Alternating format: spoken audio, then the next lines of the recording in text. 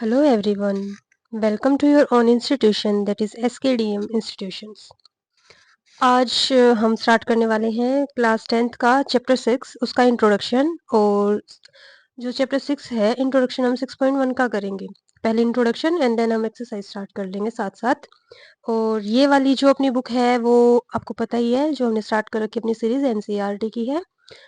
चलिए स्टार्ट करते हैं। सबसे पहले इसका इंट्रोडक्शन क्या रहने वाला है। तो जो हमारा चैप्टर है उसका नाम है ट्रायंगल्स। ट्रायंगल से पहले हमें कुछ चीज़ें इसमें जो हमें प्रॉपर्टीज वगैरह लगानी है उसके लिए दो वर्ड्स का पता होना बहुत ज़रूरी है। एक वर्ड है सिमिलर, दूसरा है कॉन्ग्रुएंट।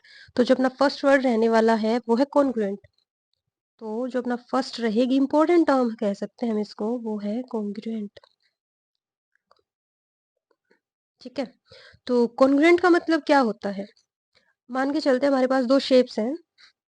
शेप ले ली हमने, एक ट्रायंगल ले ली ऐसे। ठीक है, एक ये ट्रायंगल है और एक ये ट्रायंगल है। कि ये देखने में दोनों ट्रायंगल है? बिल्कुल है। दूसरा हमने मान ली इसकी ये जो साइड है 2 सेंटीमीटर है, ये 1 सेंटीमीटर है और ये 3 सेंटीमीटर है। मान सकते हैं ऐसा। और इसकी भी ये वाली साइड 2 सेंटीमीटर है, ये वाली वन साइड जो है 1 सेंटीमीटर है और ये जो है 3 सेंटीमीटर। तो यहाँ से हम क्या देखेंगे कि जब हमारे पास सेम टाइप की फिगर्स हों और उन फिगर्स की जो रेशो है, जो साइड्स हैं, एंगल्स हैं, वो भी सेम हो, साइज भी सेम हो, शेप भी सेम हो, तो उसको हम क्या बोलते हैं? कॉन्ग्रुएंट। क्या बोलते हैं? कॉन्ग्रुएंट। तो हम क्या लिखेंगे? इफ टू फिगर्स है, if two figures have same shape and size. क्या दोनों के पास सेम शेप एंड साइज, दोनों चीजें होनी चाहिए।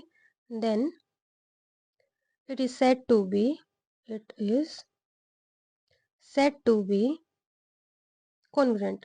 तो उसको हम क्या कहेंगे? कॉन्ग्रुएंट। ठीक है,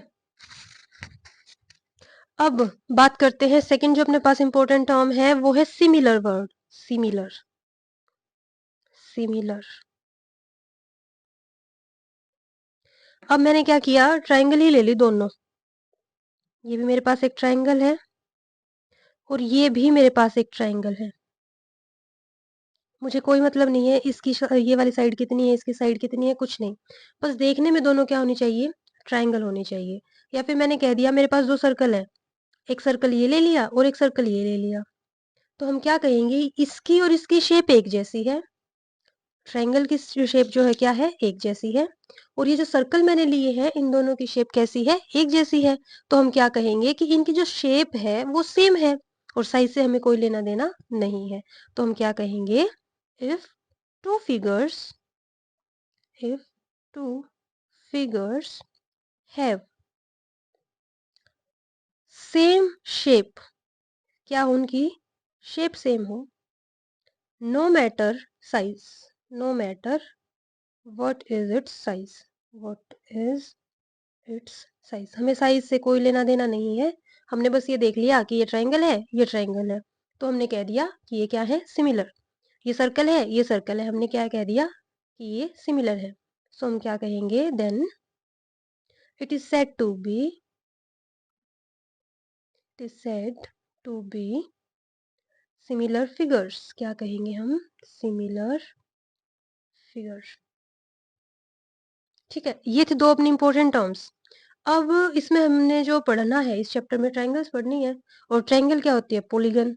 तो अब बात कर लेते हैं कि पॉलीगन के लिए ये कॉन्ग्रुएंट और सिमिलर वर्ड कैसे काम करेंगे किसी भी पॉलीगन के लिए, वो ट्रायंगल हो या कुछ भी हो सकता है। तो चलिए स्टार्ट करते हैं। यहाँ एक छोटी सी हेडिंग बना लेते हैं हम पॉलीगन के लिए। किसके लिए डिस्कस करने वाले हैं हम? पॉलीगन्स के लिए।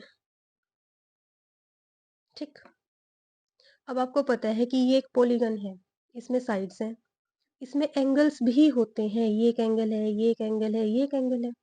तो जब भी पॉलीगन की बात करेंगे हमारे पास दो कंडीशंस आएंगी। अब उन दो कंडीशंस को देख लेते हैं क्या होती हैं। हम क्या कहेंगे? To polygons said to be similar, said to be similar if, दो कंडीशंस है। फर्स्ट, जो उनके एंगल्स हैं वो इक्वल होने चाहिए। तो हम क्या कहेंगे? Their corresponding angles, their corresponding angles are equal, पहली कंडीशन क्या है कि उनके जो कोरस्पॉन्डिंग एंगल्स है वो क्या होने चाहिए, इक्वल। सेकंड, जो उनकी कोरस्पॉन्डिंग लाइंस होती हैं उनका रेशियो भी सेम होना चाहिए। देयर कोरस्पॉन्डिंग, अभी आपको मैं बताऊंगी कि कोरस्पॉन्डिंग कैसे होगा, एक बार इसको लिख लेते हैं। Their corresponding lines are equal, बस ये दो बातें हमें याद रखनी है, ठीक, कि उनकी जो कोरस्पॉन्डिंग एंगल होंगे वो भी इक्वल होंगे और जो लाइंस होंगी वो भी क्या होंगी, इक्वल होंगी, ठीक। अब बात करते हैं आगे, इतना हमने देख लिया है, अब कोरस्पॉन्डिंग वर्ड की बात कर लेते हैं। चलो ट्राइंगल ही बना लेते हैं पहले, कि मैंने एक तो ट्राइंगल ये बना ली और एक ट्राइंगल बना ली, ये दो ट्राइंगल है मेरे पास। कोरस्पॉन्डिंग का मतलब है सेम साइड, जैसे ये नीचे वाली एक लाइन है तो इधर वाली ये लाइन, ये और ये होती है कोरस्पॉन्डिंग। अगर इधर एक लाइन है और दूसरी लाइन इधर है तो ये और ये क्या हो जाएंगी, कोरस्पॉन्डिंग। ये लाइन है और ये लाइन है तो ये और ये लाइन क्या बन गई, कोरस्पॉन्डिंग। इनको बोलते हैं कोरस्पॉन्डिंग। तो मैं यहाँ लिख देती हूँ कि कोरस्पॉन्डिंग का मतलब क्या है, कोरस्पॉन्डिंग यानी कि सेम साइड, सेम साइड, ठीक है। सेम साइड की लाइन एक दूसरे के कोरस्पॉन्डिंग, सेम टाइप का एंगल, सेम साइड का एंगल, ये यहाँ है एंगल ए, तो इसका जो एंगल ए डैश होगा वो होगा कोरस्पॉन्डिंग, यानी कि angle A is equal to angle A dash, ठीक है। अब ये बी है तो इसका कोरस्पॉन्डिंग कौन हो गया, बी डैश, तो मैं क्या कहूंगी, angle B is equal to angle B dash, ऐसे। Angle C is equal to angle C dash, ठीक है, angle C is equal to angle C dash. तो ये क्या हो गए, कोरस्पॉन्डिंग एंगल। अच्छा ये साइड वो लाइन वाला साइड नहीं है, तो इसको मैंने क्या कहा, कोरस्पॉन्डिंग एंगल्स, कोरस्पॉन्डिंग एंगल्स, ठीक है, ये था। अब नेक्स्ट बात आ गई साइड की। अब ये देखो, ये लाइन ए बी ये किसके इक्वल हो जाएगी, ए डैश बी डैश। तो मैंने क्या कहा, अब लाइन के लिए ए बी लाइन इक्वल हो गई ए डैश बी डैश लाइन के, बस। ऐसे ही बी सी लाइन किसके लिए इक्वल हो जाएगी, B dash C dash line, ये लाइन के लिए सिंबल यूज किया जाता है। और ए सी लाइन इक्वल हो जाएगी ए डैश सी डैश लाइन के। आगे हम इसका रेशो भी पढ़ेंगे कि ये रेशो ये डिवाइड होगा, ये इसके डिवाइड होगा, ये इससे डिवाइड होगा तो भी इक्वल होता है। अभी डिस्कस ही कर लेते हैं। चलो, जो अपने पास रेशोज होती हैं सेम साइड की रेशो होती है, कहने की बात है अगर सेम इसको और इसको डिवाइड करूं और इसको करूं तो इनकी रेशो सेम आनी चाहिए। कैसे, अब ये देखो, मैंने कहा line A B divides, line A B divide करे ए डैश बी डैश को, ए डैश बी डैश को, ऐसे। ये इक्वल हो लाइन बी सी डिवाइड करे बी डैश सी डैश को, ऐसे ही लाइन ए सी डिवाइड करे ए डैश सी डैश को, ठीक है। ये कुछ नहीं है ज्यादा, इसमें परेशान होने की बात नहीं है, जब आप लोग क्वेश्चंस करोगे आपको समझ आ जाएगी। ये रेशियोज होती हैं कि लाइंस की जो रेशियो है वो भी इक्वल होनी चाहिए। तो ये अपनी क्या कहलाती हैं, कोरस्पॉन्डिंग लाइंस, कोरस्पॉन्डिंग लाइंस, ठीक है। तो यहाँ से हमने क्या देख लिया कि जो पॉलीगन्स होते हैं, पॉलीगन्स के लिए ये वर्ड्स जो कॉन्ग्रुएंट या सिमिलर है कैसे यूजफुल होंगे, ठीक है। तो यहाँ से एक चीज और आती है, ये जो रेशियोज होती हैं तभी इक्वल होंगी ये साइड्स जब इक्वल होंगी। जैसे मान लो ये 2 सेंटीमीटर है तो ये भी कितनी होनी चाहिए, 2 सेंटीमीटर। ये 3 सेंटीमीटर है तो ये भी कितनी, 3 सेंटीमीटर। ये 4 सेंटीमीटर है तो ये भी कितनी हो, 4 सेंटीमीटर। अब एक बार इसको मैं आपको ट्राई करके भी बता देती हूँ, देखो कैसे। ए बी कितना, 2, ए डैश बी डैश कितना, 2, तो ये क्या बन गया, 2 डिवाइड बाय 2, ठीक है। बी सी कितना, 3, तो बी सी लिख दिया 3। बी डैश सी डैश कितना, 3, तो ये हो गया 3। ए सी कितना, ये रहा 4, और ए डैश सी डैश कितना, 4। अगर मैं इन सबको कट करती हूँ एक दूसरे से तो ये सारे 1 पे कट होंगे, तो ये इक्वल कितना आ गया, 1। क्या इनकी रेशो सेम है, सॉरी ये तो आपको दिखा ही नहीं होगा। तो यहाँ से क्या आ जाएंगी, ये जो रेशोज है ये क्या है, सिमिलर है। वैल्यूज पुट कर दी सबकी, 2, 3 और 4 जब वैल्यू पुट करते हैं और कट करते हैं तो हमारे पास क्या आ जाता है, फाइनली 1 आ जाता है। यानी कि इनकी रेशो क्या है, सबकी सेम। अगर मैं यहाँ देखूँ 2 को 2 से कट करेंगे 1 आएगा, इक्वल 3 को 3 से कट करेंगे 1 आएगा, इक्वल 4 को 4 से कट करेंगे 1 आएगा।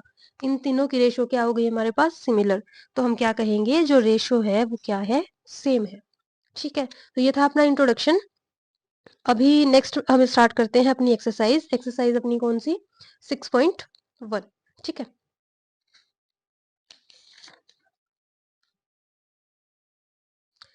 ये मैंने पहले से ही लिख के रख लिया था। तो चलिए स्टार्ट करते हैं एक्सरसाइज 6.1 अपनी। फर्स्ट क्वेश्चन है, fill in the blanks using correct word given in the brackets. हमें ये जो ब्रैकेट्स में गिवन वर्ड्स हैं हमें फिल इन द ब्लैंक्स करने हैं। पहला है, ऑल सर्कल्स आर। अब ये जितने भी सर्कल्स होते हैं वो क्या होते हैं, जैसे मैं यहाँ पर एक सर्कल बना देती हूँ ऐसा, फिर मैंने एक बड़ा सर्कल बना दिया ऐसा, फिर इससे बड़ा बना दिया ऐसा। शेप से मुझे कोई साइज से कोई मतलब है नहीं, अगर मैं शेप को ध्यान से देखूं क्या ये सेम सेम दिख रहे हैं, बिल्कुल। तो जितने भी सर्कल्स होते हैं वो होते हैं similar, all circles are similar. ठीक है, same, all squares are. Square अगर हम बनाते हैं तो क्या सारे स्क्वायर एक जैसे बनेंगे, बिल्कुल। ये छोटा स्क्वायर बना दिया, ये इससे बड़ा स्क्वायर बना दिया, ऐसे करते करते हम क्या कर सकते हैं, और बड़ा स्क्वायर बना दिया। स्क्वायर सारे एक जैसे दिखेंगे, बिल्कुल दिखेंगे। तो ये भी क्या होंगे, सिमिलर, सिमिलर। ठीक है, नेक्स्ट है, all dash triangles are similar. कौन सी ट्राइंगल्स हैं जो सिमिलर होती हैं, बहुत इजी क्वेश्चन है। क्वेश्चन आप बता सकते हैं कि जितनी भी ट्राइंगल्स, कौन सी ऐसी ट्राइंगल है जो देखने में बिल्कुल सेम लगती है, और वो होती है इक्विलेटरल। क्योंकि उसको हम ऐसे बनाए, उल्टा करके बनाए, कैसे ही बना दे, वो इक्विलेटरल ट्राइंगल सेम दिखेगी। तो इसको हम क्या कहेंगे, इक्विलेटरल ट्राइंगल। अब ये इक्विलेटरल ट्राइंगल होती क्या है, जिसकी सारी साइड्स इक्वल हो, ऐसे 1 1 1। इसको मैं टेढ़ा करके देखूंगी तो भी 1 1 ही दिखे, किसी भी तरीके से देख ले सेम रहे, तो इसको क्या कहते हैं, इक्विलेटरल ट्राइंगल। नेक्स्ट है, two polygons of the same number of sides are similar if. दो पॉलीगन है, सेम नंबर है उनकी साइड्स का, मतलब अगर दो पॉलीगन ये ले लिए तो दोनों में 4 ही होने चाहिए। यहाँ पर ये 3 है, ये 4 है, ये सेम नहीं है। अगर 5 वाले लिए, पेंटागन लिए, तो सारे साइड सेम होनी चाहिए, इस तरीके के। तो सिमिलर कब कहलाएंगे, पहला, their corresponding angles are. Last में हमने देखा था जो कोरस्पॉन्डिंग एंगल है वो क्या होने चाहिए थे, इक्वल, है ना, इक्वल। किसी भी पॉलीगन को सिमिलर कहने के लिए उनके एंगल्स इक्वल होने चाहिए, हमने अभी अभी डिस्कस किया 1 मिनट पहले ही। नेक्स्ट है, देयर कोरस्पॉन्डिंग साइड्स आर। अब साइड्स की बात आएगी तो क्या होनी थी, उनकी रेशो इक्वल होनी थी, जो हमने भी निकाल के भी देखी है। तो इसके लिए क्या हो जाएगा, प्रोपोर्शनल। जो उनकी साइड्स हैं वो क्या हो जाएंगी, प्रोपोर्शनल। ठीक है, तो ये हो गया अपना क्वेश्चन यहाँ से कंप्लीट। अब बात करते हैं क्वेश्चन नंबर 2 की। क्वेश्चन नंबर 2 क्या है अपने पास, give 2 different examples of pair of. Example देने हैं हमें किस चीज के, पहला है सिमिलर फिगर्स। सिमिलर फिगर का एग्जांपल, एग्जांपल से पहले हमें पता होनी चाहिए सिमिलर फिगर होते क्या है। वैसे अभी मैंने इंट्रो में आपको बता भी दिया, लेकिन हम क्या कहेंगे, if two figures if two figures if two figures have, क्या होगा उन दोनों फिगर्स के पास, if two figures have same shape, क्या होगा, शेप एक जैसी होगी। हमें साइज से कोई मतलब नहीं है, अगर दो फिगर है उनकी जो शेप है वो सेम है तो हम क्या कहेंगे कि वो क्या है, वो है सिमिलर, बिल्कुल। तो मैंने यहाँ पर ड्रॉ कर रखे हैं, ये देखिए, यहाँ पे क्या है, ये ट्राइंगल है, ये भी ट्राइंगल है, ये रेक्टेंगल है, ये भी रेक्टेंगल है। तो क्या ये सेम सेम दिख रहे हैं, बिल्कुल, बस साइज अलग है। तो ये क्या कैसे होते हैं, सिमिलर। तो फर्स्ट एग्जाम्पल क्या हो जाएगा, और इसकी मैंने मान ली ये 2 सेंटीमीटर है, ये भी 2 सेंटीमीटर है, ये भी 2 सेंटीमीटर है, ये थोड़ा बड़ा है, इसको हमने बोल दिया 4 सेंटीमीटर है, 4 सेंटीमीटर, 4 सेंटीमीटर। तो मैं क्या कहूंगी, two triangles with sides 2 centimetre and 4 centimetre. ये हो गया फर्स्ट एग्जाम्पल। अब यहाँ पर ये रेक्टेंगल है, इसको हमने मान लिया 2 सेंटीमीटर 2 सेंटीमीटर, ये 3 सेंटीमीटर, सेंटीमीटर लिखे लेते हैं ना, सेंटीमीटर, ये है 3 सेंटीमीटर। अब इसको देखेंगे तो ये देखने में लग रहा है ये 3 सेंटीमीटर बड़ी है ना ये इससे, ये 3 सेंटीमीटर, ये कितनी, इसको हम 5 ले लेते हैं, 5 सेंटीमीटर, और ये क्या है 5 सेंटीमीटर। ठीक है, तो यहाँ से क्या पता चल रहा है, दूसरा अपना एग्जाम्पल क्या बन जाएगा, 2 रेक्टेंगल्स, ये क्या है 2 rectangles of sides 3 centimetre comma 2 centimetre, और दूसरी कितनी है 5 सेंटीमीटर कोमा 3 सेंटीमीटर। बस, तो ये हो गए अपने दो एग्जाम्पल सिमिलर फिगर के लिए, देखने में तो सेम है, साइज से हमें कोई मतलब नहीं, छोटा है या बड़ा। ठीक, नेक्स्ट है नॉन सिमिलर फिगर। अब बात करते हैं नॉन सिमिलर फिगर कौन से होंगे, ये आप इजीली बता सकते हो कि एक मेरे पास 3 साइड्स वाला है 1 2 3, और यहाँ पर देखो 1 2 3 4 4 साइड का, तो ये सिमिलर है, बिल्कुल भी नहीं है। तो क्या हो गया, फर्स्ट एग्जाम्पल होगा अ ट्राइंगल एंड स्क्वायर, बिल्कुल। और अब यहाँ सेम, यहाँ ये पैरेललोग्राम है, साफ दिख रहा है हमें, और ये ट्राइंगल है, तो ये भी सेम नहीं है। तो अपना जो सेकंड एग्जाम्पल होगा क्या हो जाएगा, a parallelogram and triangle, and triangle. ठीक है, हो गया। ये था अपना क्वेश्चन नंबर 2, इसके दोनों पार्ट हमने डिस्कस कर लिए, अलग से दिख रही है जो चीजें। अब बात करते हैं हमारे क्वेश्चन नंबर 3 की। क्वेश्चन नंबर 3 क्या है अपने पास, state whether the followings quadrilateral are similar or no. ये अपने पास क्वेड्रिलेटरल है, हमें बताना है ये सिमिलर है या नहीं। आपको साफ साफ दिख रहे होंगे ये सिमिलर है या नहीं, बिल्कुल। ये एक पैरेललोग्राम है और ये एक स्क्वायर है। ठीक, दूसरी बात, इसके एंगल 90 डिग्री नहीं है, इसके एंगल कितने हैं 90 डिग्री है। तीसरी बात, अगर ये देखें हम इसकी रेशो, साइड की रेशो तो चलो फिर भी ठीक हो सकती है, एंगल सेम नहीं है। दूसरा शेप भी इनकी अलग है, शेप भी तो अलग है, सिमिलर होने के लिए शेप भी सेम होनी चाहिए थी। ठीक है, तो यहाँ से मैं क्या कह सकती हूँ, यहाँ से हम लिखेंगे both P Q R S and A B C D क्वेड्रिलेटरल्स। और हाँ, ये क्वेड्रिलेटरल तो होंगे ना, क्वेड का मतलब क्या होता है 4, और लेटरल मतलब लाइंस, तो 4 लाइन वाले हैं दोनों के दोनों। तो A B Q R S and A B C D quadrilaterals are not similar, are not similar. क्यों, क्योंकि ये कंडीशन फॉलो नहीं कर रहे, because their angles are not equal, angles are not equal. यहाँ से देखो ये 90 डिग्री है, लेकिन ये 90 डिग्री नहीं है, ये कोई एंगल है। ठीक है, तो इसके जो एंगल्स हैं वो इक्वल नहीं है, बस। तो ये थर्ड क्वेश्चन के साथ अपनी एक्सरसाइज हो जाती है कंप्लीट 6.1। इस वीडियो में हमने हमारे यहाँ से अपनी एक्सरसाइज हो गई कंप्लीट, प्लस इंट्रोडक्शन हो गया हमारा इस एक्सरसाइज का। आई होप आपको ये यूजफुल लगे, आपके एग्जाम्स में हेल्प करे, तो प्लीज़ मेरे चैनल को सपोर्ट करें, and thank you so much, stay connected.